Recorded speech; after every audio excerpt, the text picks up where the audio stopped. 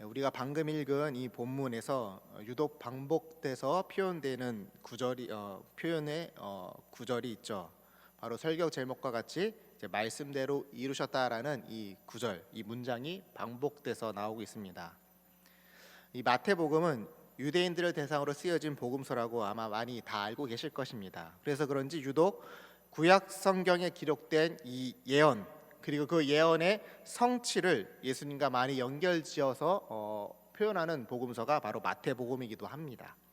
물론 이것은 마태복음만의 특징이라고 말하기도 힘든 부분이 있습니다. 왜냐하면 마태복음뿐만 아니라 대부분의 신약 성경이 바로 이 구약의 성취로서 예수님을 공히 다 말을 하고 있기 때문입니다. 즉 마태의 독자인 유대인들이 독자이기 때문에 구약을 인용했다라고 하는 것이 주된 이유라고 보기는 이제 어려운 모습이죠. 그럼에도 불구하고 마태복음은 다른 신약 성경과 매우 큰 차이점을 가지고 있습니다.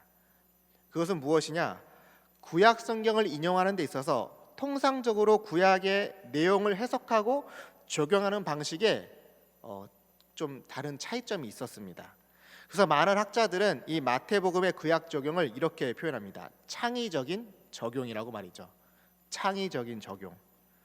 즉 구약의 말씀을 통상적으로 또 일반적으로 해석하고 그것을 예수님의 어떤 상황과 대입하여서 누구든지 쉽게 납득하도록 인용하는 그런 공간복음의 관점도 마태복음이 가지고 있지만 마태만의 창의적인 인용이 있다는 것입니다. 그것은 일반 유대인들도 쉽게 이해할 수 없는 마태만의 독특한 해석과 대입이 이 마태복음 안에 존재한다는 것이죠. 그러한 구절만 학자들은 11개의 구절을 뽑아내고 있고요. 또 그 11개의 구절 중에서 이 마태복음 2장에만 4개의 구절이 이 구약 인용으로 등장합니다. 첫 번째는 오늘 오전에 보셨듯이 베들레헴에서 이제 유대의 왕으로 태어난다는 이야기가 이제 첫 번째고요. 그리고 나머지 3가지 이 구약 이 독특한 창의적인 이 적용이 바로 방금 읽었던 13절부터 23절 안에 이 3개의 구절이 배치되어 있습니다. 따라서 종합해 보면은 오늘 본문은 어떤 통상적인 해석, 일반적인 상황에 대한 해석이 아닌 마태만의 신학 안에서 구약의 성취됨, 즉 말씀대로 이루셨다라는 것을 이해해야 되는 매우 난해한 본문입니다. 처음에는 저도 이 본문을 연구해 보면 참 재미있겠다 싶은 생각이 들어서 나름대로 이제 공부도 하고 이제 책도 보았지만 역시나 난해한 본문이라서 좋게 표현하면은 열린 결말이고요. 나쁘게 표현하면은 도무지 정답을 내기 어려운 본문이었습니다. 그럼에도 불구하고 우리가 지금 대림절 기간 주님이 오신 이유에 대해서 마태복음의 저자는 어떤 마음으로 이 구약을 인용하고 또 그것을 성취의 개념으로 이루심의 개념으로 보았는지 저는 여러분들과 이 시간 함께 살펴보고자 합니다. 마태는 다른 신약 성경이 주로 인용하는 구약의 예언과 성취 인용구 이외에도 왜 남다른 창의적인 해석까지 곁들이면서 이 말씀의 성취에 대해서 더 많이 언급을 했을까? 여기서부터 이제 출발을 해보도록 하겠습니다. 마태복음이 쓰여진 이 저작 시기는 학자들마다 조금 차이가 있지만 대략 60년대부터 80년대 후반까지 좀 범위가 크죠. 이렇게 60년대에서 80년대 사이로 이제 보고 있습니다. 이것을 제가 다 신학적으로 논하기는 어렵지만 그러나 이 시기에는 분명히 특징이 있었습니다. 어떤 특징이냐? 이 기독교가 예수님을 믿는 이 기독교가 유대교로부터 많은 박해를 받았고 뿐만 아니라 로마로부터도 많은 박해를 받았던 시기입니다. 그러나 더 심각한 문제는 이러한 박해의 문제보다도 더 심각한 문제는 따로 있었습니다. 그것은 바로 무엇이냐? 이단의 출현이었습니다. 특히나 이단 중에서 이 영지주의는 구약의 하나님 혹은 유대교의 하나님을 전쟁의 신 혹은 포악한 물질의 신으로 매도하였습니다. 즉 예수님만이 사랑과 영적인 하나님이고 구약의 하나님은 저급한 신으로 인정하지 않는 심각한 영지주의에 당시 기독교는 휘둘려 있었습니다. 이러한 영지주의에 대해서 바울 사도는 자신의 편지들에서도 영지주의에 대한 변증이 많이 나오고 있고요. 또 요한도 자신의 저서에서 영지주의가 가장 활발했던 그 2세기 상황을 그대로 대변하듯 하나님과 예수님은 하나라는 것을 매우 강조하는 서신을 썼습니다. 이러한 상황에서 마태는 구약과의 깊은 연관성과 또 하나님과 예수님이 결코 별개가 아닌 것을 보여주려 했다는 것을 우리는 여기서 볼 수 있습니다. 왜냐하면 바울의 선교 시대까지만 보더라도 예수님의 탄생이나 어린 시절의 이야기가 언급이 되지 않습니다. 바울이 선교했을 때의 상황을 보더라도 예수님이 누구에 의해서 태어났는지, 어린 시절 어떻게 지냈는지에 대한 이야기가 전혀 언급되지 않았습니다. 하지만 예수님께서 이 영지주의로 인하여서 육신을 입고 오셨다는 것이 얼마나 중요한 문제였는지를 바로 이 마태복음의 이 유아 시절, 또 누가복음의 유아 시절을 통해서 우리가 엿볼 수 있는 것이죠. 또한 예수님의 탄생과 이 어린 시절 이야기의 말씀을 성취로 이끌어가는 것뿐만 아니라 부활 후에도 예수님께서 육체를 가지고 있다는 것을 모든 복음서마다 증언하고 있음을 통해서 당시의 기독교 상황이 얼마나 이 이단과 극한 대치를 이루고 있는지를 우리가 충분히 짐작해 볼 수 있습니다. 여러분, 이것은 오늘 우리에게 많은 것을 시사해 주고 있습니다.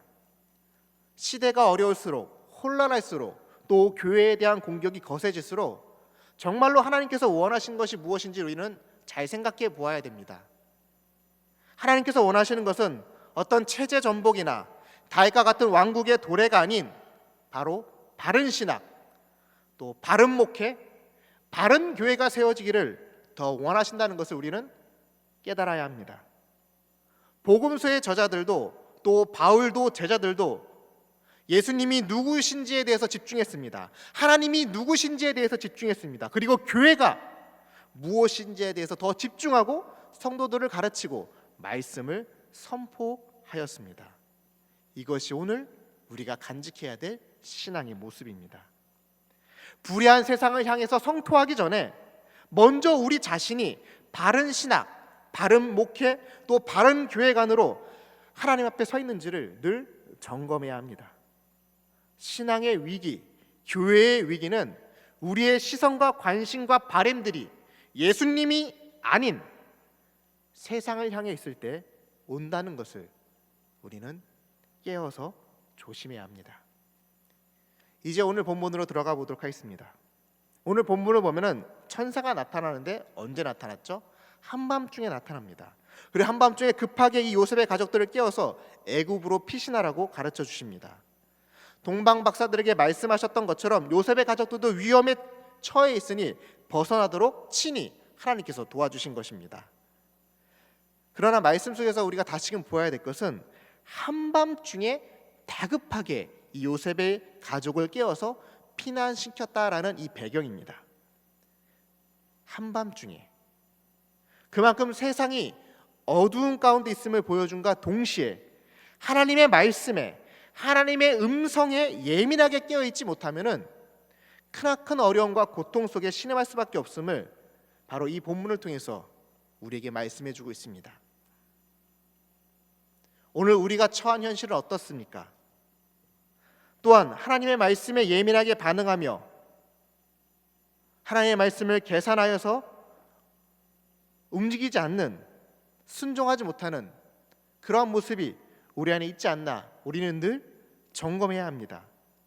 왜냐하면 세상은 우리로 하여금 언제든지 믿음에서 넘어지도록 또 믿음의 항해에서 파손하도록 끊임없이 유혹하고 우리를 위협하기 때문입니다.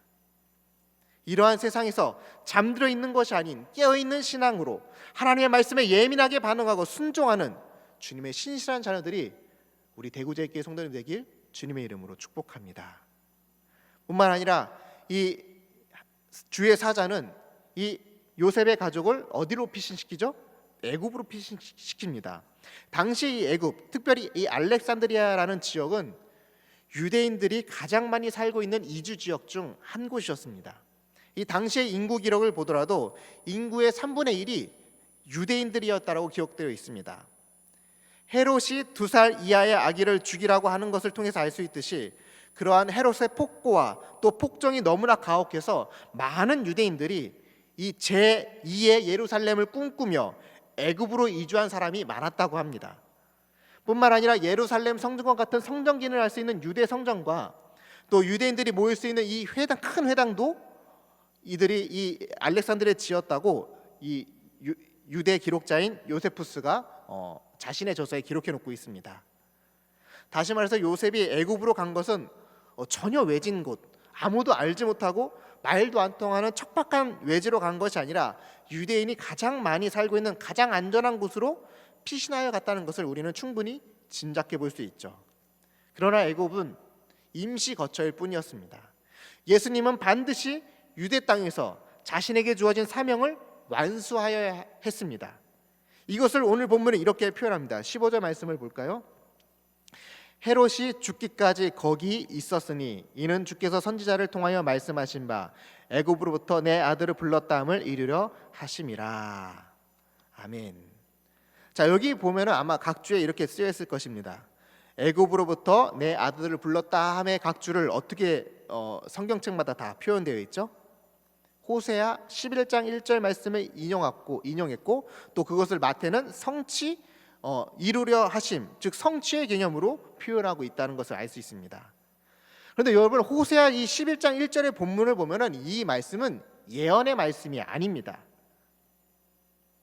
예언의 말씀이 아니에요. 그러니까 미래의 일을 예언하기 위해서 쓴 말씀이 아니라 도리어 과거의 일을 회상하면서 쓴 내용입니다. 그렇다면 왜 마태는 이러한 독특하고 창의적인 해석을 여기에 집어넣었던 것일까요? 호세아의 말씀은 출애굽의 사건, 즉 지난날에 대한 회고로서 이 구절을 언급합니다. 마태는 이것을 예언의 성취로서 다시 재해석해서 여기에다 적어놓습니다. 자, 이 마태복음의 문맥상, 이 본문의 문맥상으로 보면 언뜻 보기에는 단순히 예수님께서 유아 시절에 애굽에 잠시 다녀온 곳을 통해서 지리적 예언의 성취로서 말씀하는 듯 보입니다. 그러나 예수님의 이 애굽 여정에 대해서는 구약과 또 신약 어디에서도 찾아볼 수 없는 예언이며 해석입니다. 단순히 지리적으로 왔다 갔다 한 것으로서 호세아의 말씀을 구약의 성취로 보기에는 즉 매우 무리가 있다는 것입니다. 그렇다면 어떠한 관점에서 이 호세아의 말씀을 예언의 성취로 보아야 하는 것일까요? 다시 오늘 본문 15절 처음 부분을 다시 보겠습니다. 처음 부분에 이런 표현이 있죠. 어떻게 되어 있죠? 헤롯이 죽기까지 거기 있었다라는 표현이 있습니다. 이 말은 예수님의 생명을 찾는 자가 죽을 때까지 어디 있을 수밖에 없다는 것을 의미합니까? 애굽에서 망명생활을 할 수밖에 없다는 것을 의미합니다. 재미있는 전설이 있는데요. 이 요셉이 애굽으로 피신해서 이 망명생활을 할 때 생계가 막막하지 않았을까요? 그래서 많은 재미있는 전설에 의하면은 이때의 생계를 어떻게 책임졌느냐, 바로 동방박사가 가져온 이 예물들을 팔아서 지냈다라는 이 재미있는 전설이 있습니다. 어쨌든 이러한 이 15절의 표현, 헤롯이 죽기까지 있었으니라는 이 표현은 마치 모세의 상황을 떠올리게 하는 표현이기도 합니다. 물론 유아들이 살해당하는 것도 모세와 동일한 이미지를 주지만 이 15절의 앞부분도 역시나 모세의 모티브를 떠올리게 하는 이 표현이라는 것입니다. 그 표현이 무엇이냐? 구약의 말씀인데요. 출애굽기 4장 19절 말씀입니다. 출애굽기 4장 19절 말씀을 제가 큰 소리로 읽어드릴게요. 잘 들어보세요. 여호와께서 미디안에서 모세에게 이르시되 애굽으로 돌아가라. 네 목숨을 노리던 자가 다 죽었느니라. 너의 목숨을 노리던 자가 다 죽었느니라. 자, 하나님께서는 모세가 애굽으로 돌아가서 애굽에서 이스라엘 백성들을 불러내시도록 하기 위해서 모세에게 무슨 표현을 하고 있죠? 너의 생명을 찾는 자들이 다 죽었다라는 표현을 해주고 있습니다. 모세가 애굽으로 돌아가서 애굽에서 이스라엘 백성들을 불러내는 사명을 감당하게 하시기 위해서 바로 이 표현을 쓰신 것이죠.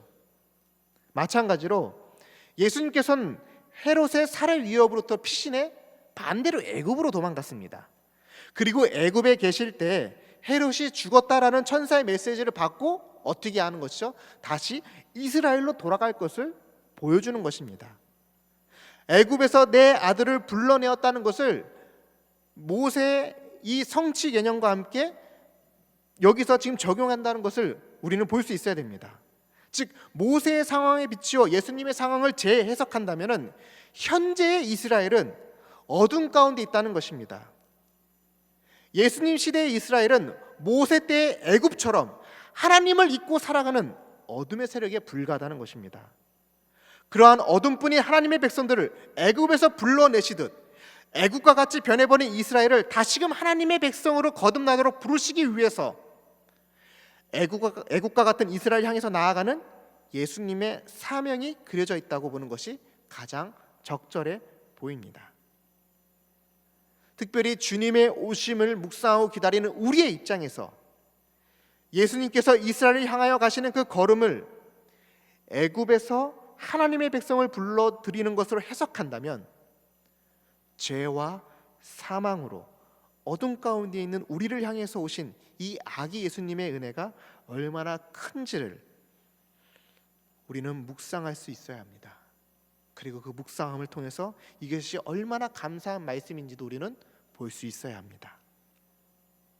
두 번째 구약 인용 말씀입니다. 그것은 16절과 18절에 나와 있는데요. 이 내용을 보시면은 헤롯은 베들레헴과 또 그 주변 지역의 사내 아이를 어떻게 하라고 하죠? 2살 이하는 다 죽이라고 명합니다. 상당히 끔찍한 사건입니다. 그러나 유대 역사를 기록했던 요세푸스를 비롯한 많은 문헌을 뒤져봐도 헤롯이 유아를 죽였다라는 공식적인 기록은 단 한 군데도 나와 있지 않습니다. 그렇다면 마태는 이 내용을 꾸며내는 것일까요? 그렇지 않다라는 것이 많은 학자들의 공통된 의견입니다. 누가복음과 또 유대 문헌을 통해서도 알 수 있듯이 헤롯은 폭정을 일삼았던 왕으로서 충분히 그러고도 남을 인물이라는 평이 지배적입니다. 워낙 이 헤롯이 큰 사건 사고가 많았고 또 오전에 들으셨듯이 자신의 아내들과 처가 식구들 심지어 자기의 자식들까지도 왕권이 위협이 된다고 느껴지면 가차없이 죽였던 인물이기 때문에 베들레헴의 유아 살해 정도는 기록조차 되지 못했을 것이라는 것이 지배적입니다.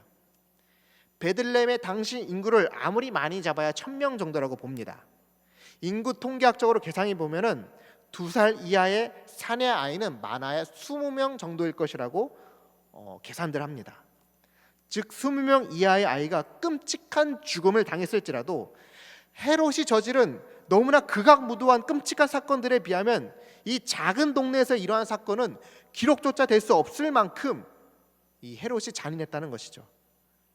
그럼에도 분명한 것은 베들레헴의 이 일로 인해서 엄청난 애곡과 애통의 소리가 하늘에 사무쳤을 것이라는 것입니다. 그것이 내용이 이제 17절과 18절의 내용인데요. 우리 18절 말씀만 같이 읽어보겠습니다. 18절 말씀을 같이 읽겠습니다. 시작.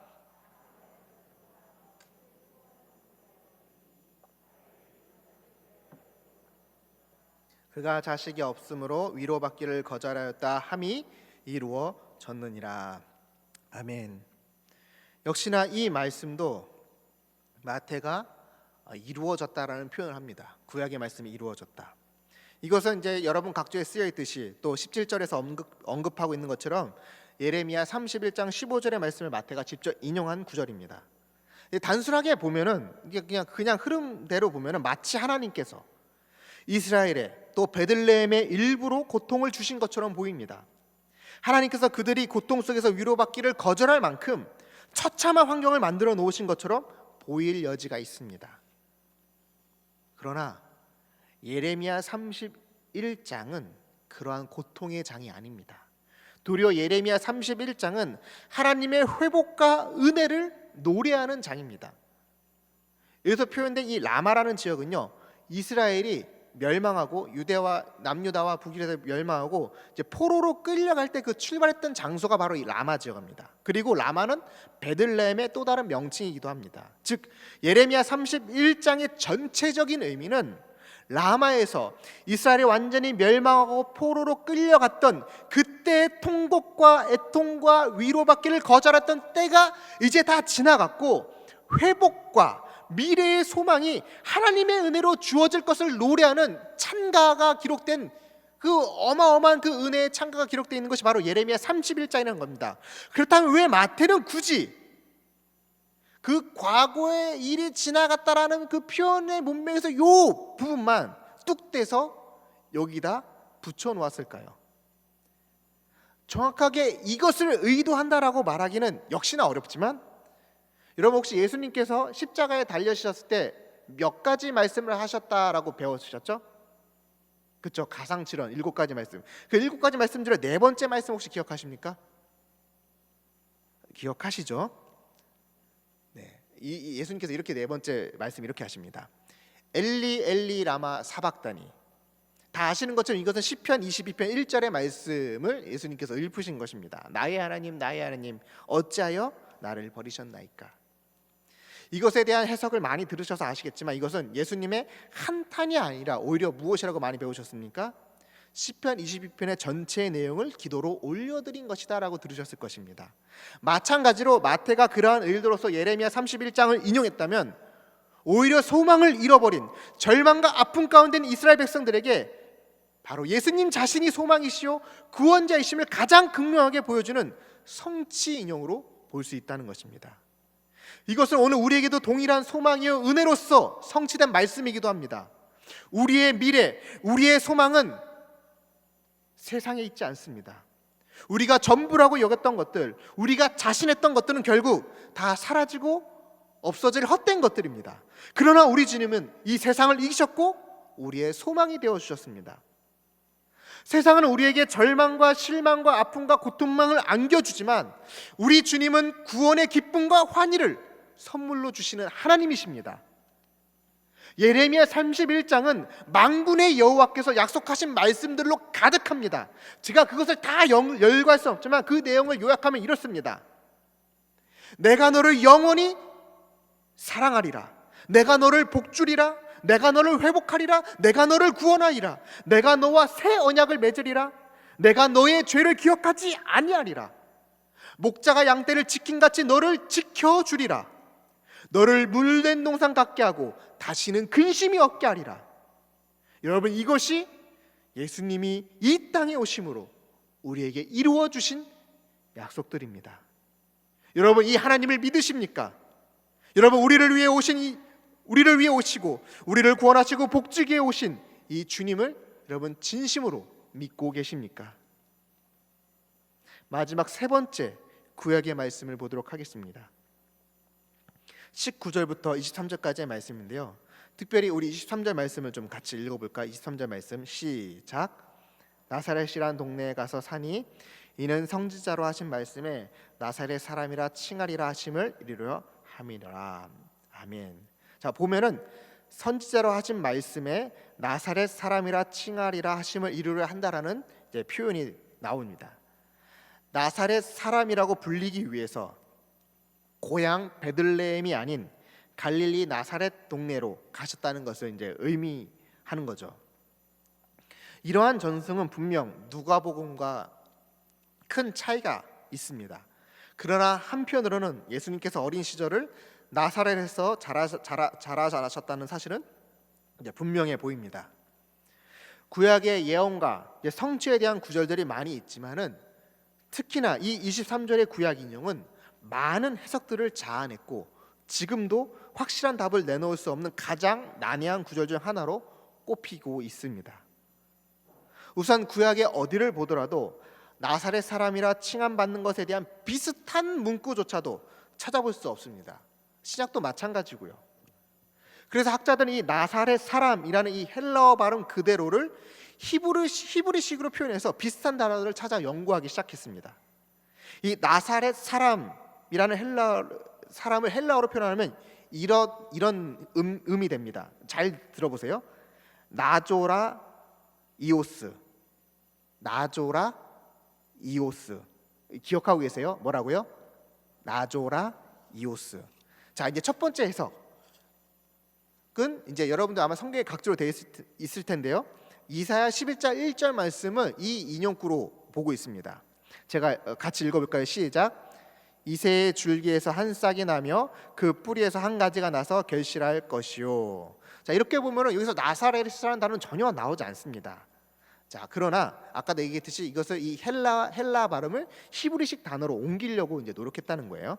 자, 여기 보면 이건 메시아에 관련된 예언구입니다. 자, 메시아와 연관지어야 한다는 이유 때문에 가장 많은 지지를 받고 있는 이제 성경 해석이기도 합니다.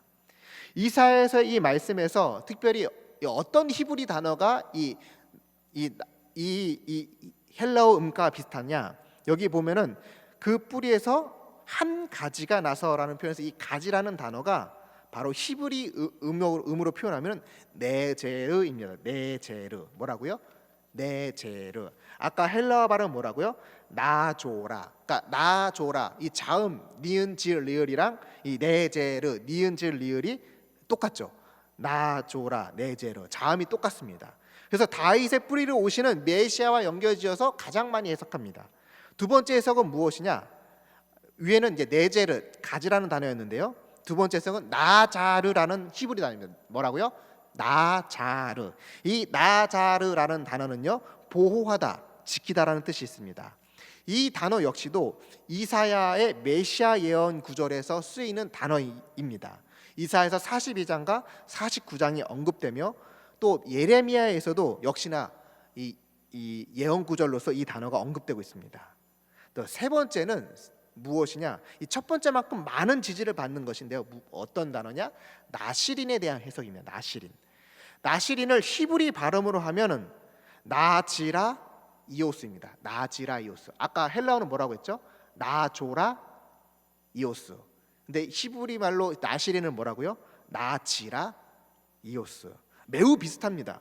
그래서 나시리님이 됨이라라는 이 말을 나사렛 사람이다라는 헬라어 발음으로 이제 쓰다 보니 약간의 차이가 생겼다라는 이제 견해죠.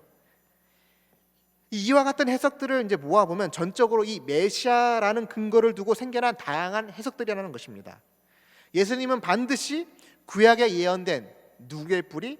이새의 뿌리, 즉 다윗의 뿌리여야 하며 이스라엘을 보호하시고 지켜주실 분이시며 거룩하게 구별된 나시린과 같은 분이심을 잘 드러낸다고 볼 수 있습니다. 그러나 23절의 말씀을 다시 보면 꼭 메시아에 대한 왕의 이미지, 다윗의 이미지, 구원자 이미지, 구별된 이미지를 강조하고 있다고 보기가 실은 매우 어렵습니다. 이것에 대한 첫 번째 이유로서 신약 시대에 있어서 나사렛 사람이라는 칭호는 결코 좋은 의미가 아니었습니다. 더군다나 저자 마태는 유대인이기 때문에 더더욱 이 명칭이 무엇을 의미하는지 잘 알고 있었을 것입니다. 요한복음 1장에서도 나다나엘이 예수님을 소개받는 장면에서 이렇게 말했었죠. 나사렛에서 무슨 선한 것이 나겠느냐라고 말이죠. 사도행전 24장에서도 바울을 향해서 이렇게 표현합니다. 너는 나사렛 이단이다 라고 말이죠.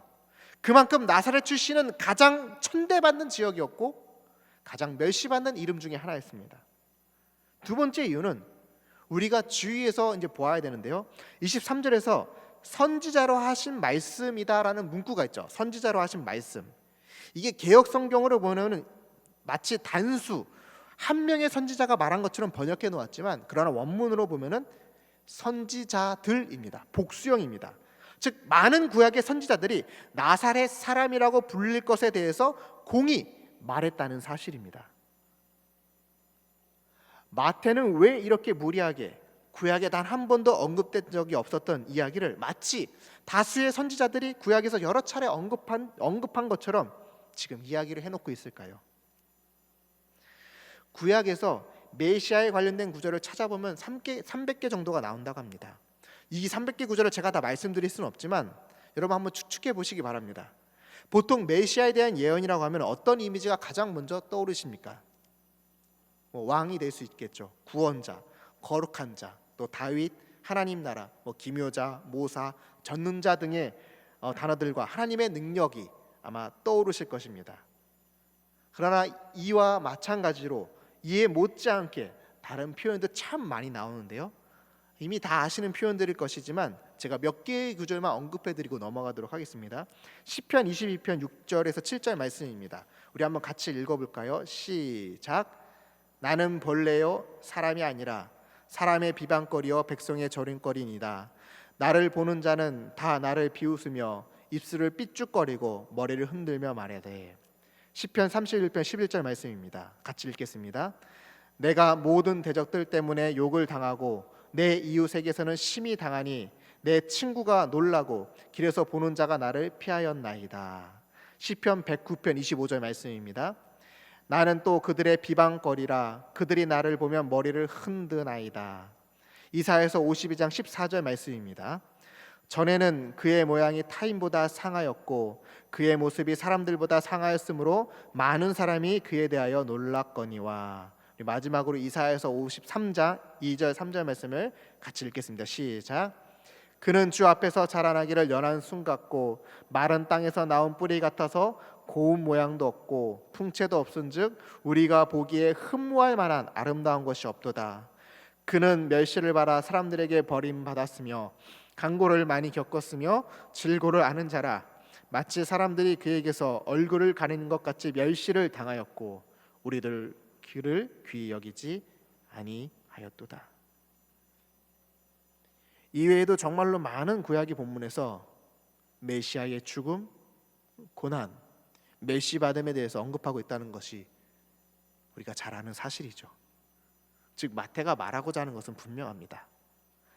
나사렛 사람이라 칭함받는다는 것은 세상에 오셔서 모욕과 멸시를 받음으로 하나님의 말씀을 이루신다는 것이 마태의 창의적인 해석이 아닐까 합니다. 예수님은 세상이 원하는 방식의 삶을 이루시기 위해서 우리에게 오신 분이 아님을 우리는 반드시 기억해야 합니다. 예수님은 2000년 전 유대 땅에서 수많은 이적과 기적을 보여주셨지만 나사렛 이단이라고 나사렛 출신이라는 이유로 배척당하고 멸시와 고난을 당하셨습니다. 이유가 무엇입니까? 그것은 바로 우리의 죄 때문입니다. 우리의 죄와 욕망이 예수님을 나사렛 사람으로 치부해버린 것입니다. 마찬가지로 우리의 세상적 소원과 소망의 잣대로 주님을 본다면 우리도 주님을 나사렛 사람으로만 보게 될 것입니다. 그러나 주님은 우리에게 자신의 백성들에게 그렇게 배척당하시고 모욕과 고난을 당하심에도 결코 우리를 버리지 않으셨고 도리어 자기를 버린 백성들을 끝까지 사랑하시고 구원해 주신 놀라운 주님의 은혜가 오늘 이 시간 우리에게 복음으로 선포되었음을 여러분 믿음으로 고백할 수 있기를 바랍니다. 말씀을 정리하겠습니다. 쉽지 않은 본문이었지만 저와 여러분들이 함께 우리 주님이 왜 오셨는지 그리고 어떻게 구약의 말씀을 이루셨는지를 다각도로 살펴보았습니다. 애굽에서 불러내시는 주님, 죄와 사망과 어둠뿐인 이 세상에서 하나님 나라로 부르신 그 주님의 음성을 듣는 주의 백성들이 되길 축복합니다. 라마에서 애곡이 멈춘다는 예레미야 31장의 말씀의 내용처럼 슬픔을 위로할 길 없는 우리의 현실 가운데 하나님의 놀라운 은총과 복주심이 예수님의 오심으로 이루어졌음을 믿음으로 바라보고 그 은혜를 누리는 주의 백성들이 되길 축복합니다. 마지막으로 나사렛 사람이라 칭함을 받게 된 것은 바로 우리 때문입니다. 우리의 죄와 욕망이 그렇게 주님을 만든 것입니다. 그럼에도 주님은 우리를 용서하시고 우리를 끝까지 사랑하셔서 우리를 구원하셨습니다. 이 은혜가, 이 십자가의 은혜가 저와 여러분들의 마음 가운데 깊이 새겨지기를 소망합니다. 사랑하는 대구저일교회 성도 여러분, 대림절 기간 우리 주님의 오심을 깊이 묵상하며 나를 위해 이 땅에 오셔서 어둠에서 불러내시고 회복시켜 주시고 사랑으로 감싸 주신 그 주님의 은혜로 날마다 감사하며 살아가는 저와 여러분들이 되길 주님의 이름으로 간절히 축복합니다. 아멘. 기도하겠습니다. 하나님 아버지, 우리를 위해 이 땅에 오신 그 주님의 은혜를 마태복음의 구약 말씀을 통하여서 하나하나 살펴보았습니다. 우리를 어둠 가운데서 불러내시고 우리를 회복시켜 주시고 우리 때문에 고난 당하셨음에도 불구하고 우리를 사랑하시고 살려내신 그 주님의 은혜를 우리가 다시금 깊이 묵상하며 이 대림절 기간을 보낼 수 있도록 성령 하나님 우리들의 마음을 붙잡아 주옵소서. 예수님의 이름으로 기도하옵나이다. 아멘.